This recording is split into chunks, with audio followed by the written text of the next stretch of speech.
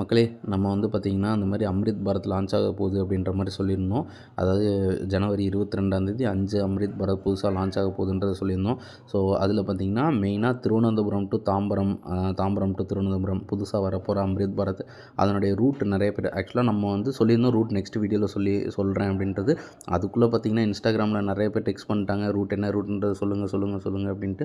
So இப்போ பார்த்திங்கன்னா, root வந்து எப்படி கொடுத்துருக்காங்க அப்படின்றத பார்க்கலாம். எந்த வண்டிக்குன்னு பார்த்திங்கன்னா, நம்ம Tambaram to Thiruvananthapuram, Thiruvananthapuram to Tambaram. So வண்டி வந்து பார்த்திங்கன்னா, திருவனந்தபுரத்துலேருந்து கிளம்பி நாகர்கோவில், அதாவது நாகர்கோவில் உள்ளே போகாமல் நாகர்கோவில் டவுன்லேயே இதாகிற மாதிரி, நாகர்கோவில் டவுன் வந்து அப்படியே வந்து வள்ளியூர், அப்புறம் பார்த்திங்கன்னா திருநெல்வேலி. மெயின் சூப்பர் பார்த்திங்களா, திருநெல்வேலி.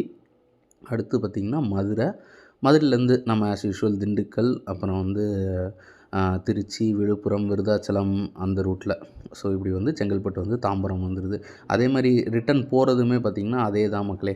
ஸோ செங்கல்பட்டு, அதுக்கப்புறம் பார்த்திங்கன்னா விருதாச்சலம், விழுப்புரம், அப்புறம் பார்த்திங்கன்னா திண்டுக்கல், மதுரை, திருநெல்வேலி, நாகர்கோவில், திருவனந்தபுரம். ஸோ இதுதான் மக்களே அதனுடைய ரூட்டு.